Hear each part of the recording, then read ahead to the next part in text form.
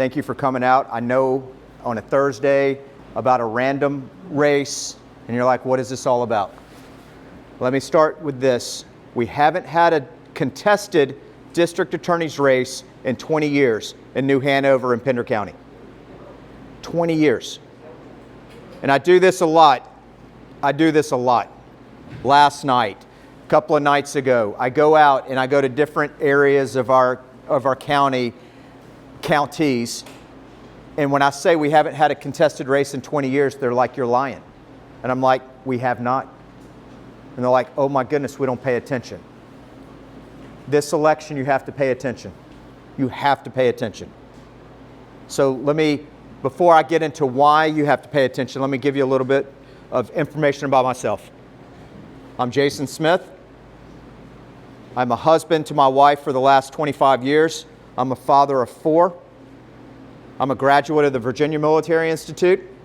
I was commissioned in the Army. I wasn't high speed as some of you guys, but you know what? Not everybody can be that, right? I got out as a captain after I did 15 months in Iraq. It's 15 months straight in Iraq. My first daughter was born while I was over there. I get out, I come back. I'd already been a lawyer. We went to law school right out of college. My wife and I are both attorneys. We went down to Alabama and went to a small school down there, went to law school, and then we came up here. And we've been up here for the last 24 years. I've been an attorney for 23 years. I've been at the district attorney's office for the last 14 years. And when we talk about the district attorney's office up here, it is both New Hanover and Pender County. It's one jurisdiction. It's one office. And they ship people in between those two counties. For the first 4 years of my career, I was down in New Hanover. Then I volunteered actually to come up to Pender County, and for 9 years I ran Pender County. Our district attorney is retiring in 1.5 weeks. Ben David's been the DA for the last 20 years. He's a Democrat, and he's retiring in 1.5 weeks, September 3rd.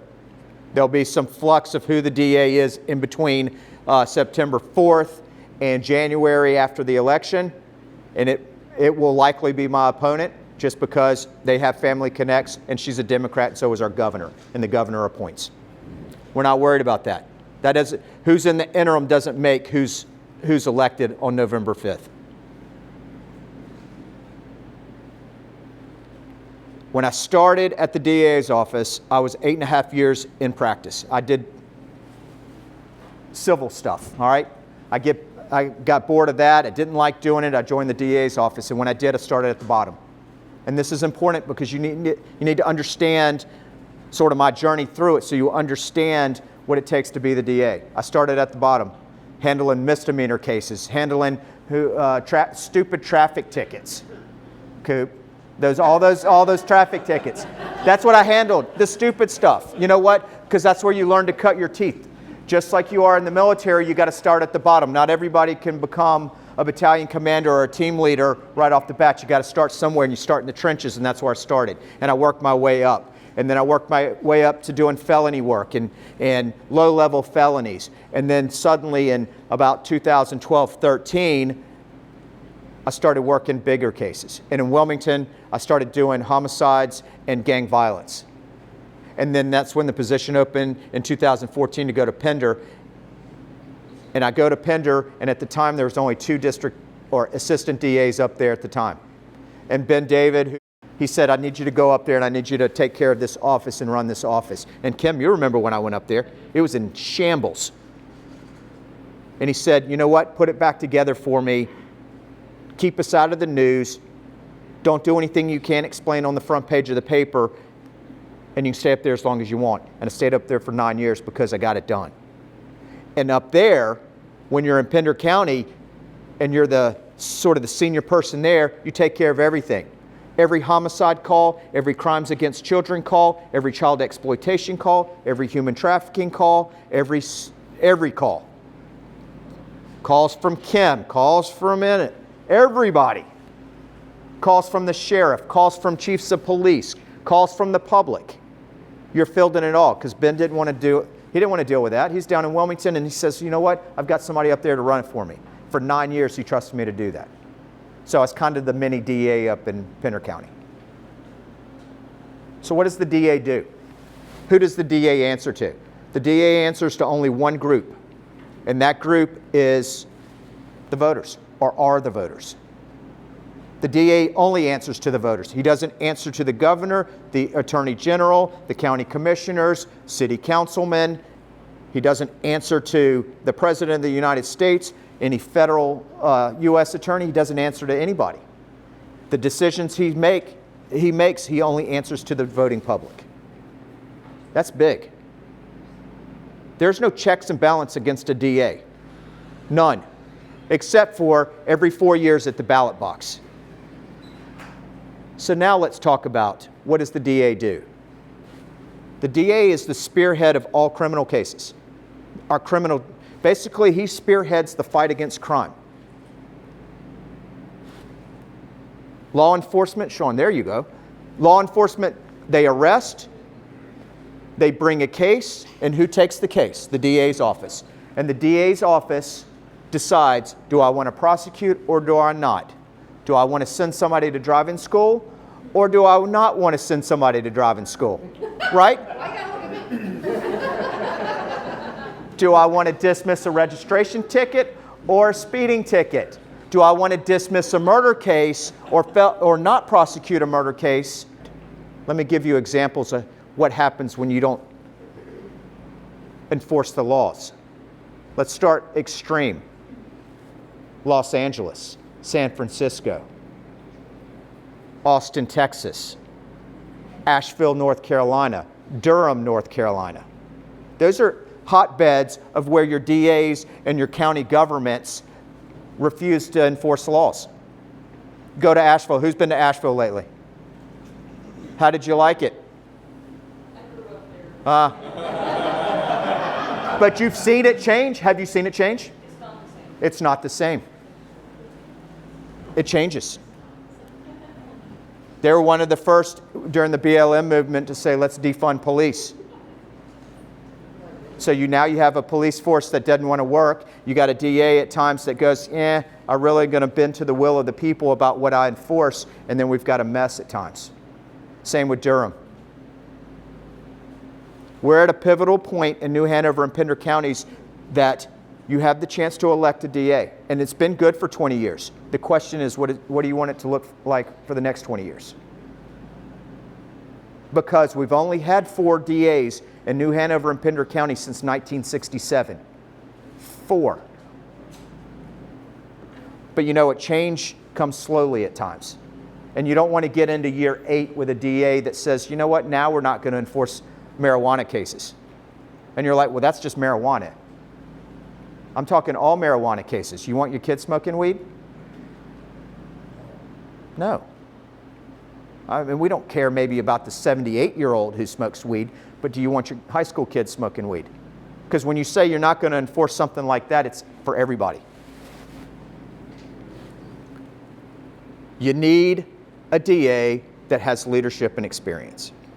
And look, I'll talk to you on the side. I'm not going to give you a whole 30-minute spiel on my leadership and experience, but let me tell you this. I've handled every case possible in our court system, and I know how to handle it.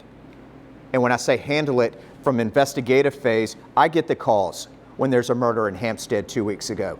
I get the calls when there's murder or murders down in Wilmington or a use of force case where we had 3 deputies kill a guy. They called me. I was at the scene.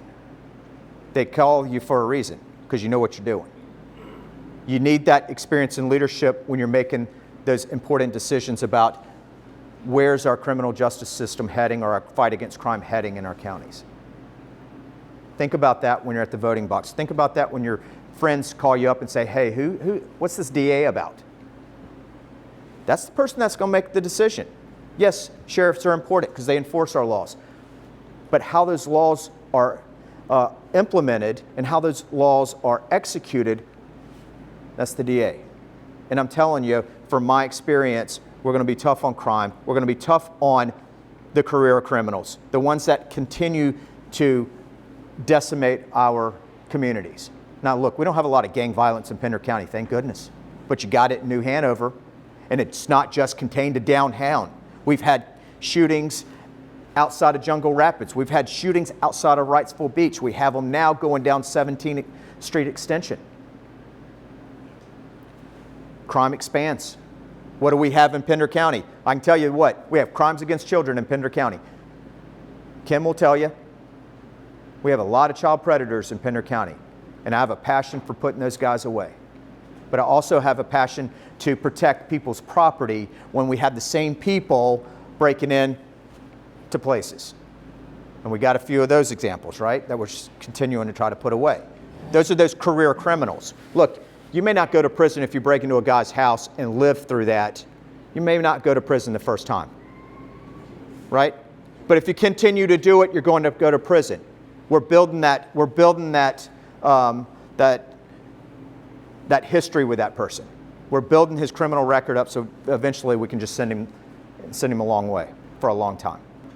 So why is this important? How do you want your grandkids to live? Do you want to be able to walk down the streets and not, feel like you're going to be raped or killed or robbed? I want my kids to be able to walk downtown Wilmington and feel safe. I want them to be able to go to Surf City and not worry about is some predator going to pick them up off the street or, try to slide into their social media and then solicit them online. I don't want that. And I've got 4 kids and I don't want that. I want to be able to walk down the street and feel safe. I want my wife to feel safe. I want you guys to feel safe. And that's really what my campaign is about. Leadership and experience and keeping our streets safe. Do we make some tough decisions where we give grace? Absolutely. I don't care about 5-ton registration tickets. We give grace. We give grace. Look, and I've given grace to criminals because you know what? They come to me and they say this.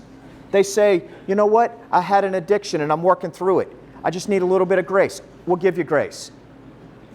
But those guys that continue to say, you know what? Screw the people, screw the system. I'm going to do what I want to do. You got to go. That's what I'm going to do to keep you guys safe. So again, thank you for coming out. Thank you for hosting. I appreciate it. My family appreciates it. We do. Look, we look good for November 5th. But some people, serious. I don't want to vote because I don't like Trump. Well, it's not about Trump. Look down the ballot. We've got good people on that ballot because nobody's coming to save our local government. We were talking about this before, Sean. The feds aren't coming here to save us. The feds aren't coming to keep our streets safe. They'll help, but it's not their job. It's our job. So when they're letting them across the border, we deal with them. It's how it happens. Sometimes they deport them. A lot of times they don't. But it's our job to protect it. So if your friends say, I don't want to vote because I don't like Trump, you say, you know what? There's good people down at the bottom that you should care about. And you tell them, hey, I met this guy. And look, I'm not shy. I will go meet with anybody, anywhere. I'll go and talk to you because my job is to keep everybody safe. So again, thank you for being here. I'm here all night if you want to ask questions and pick my brain. I wish I could tell you everything, but you'll be bored. So thank you again. Thanks, Sean. Thanks, Mario.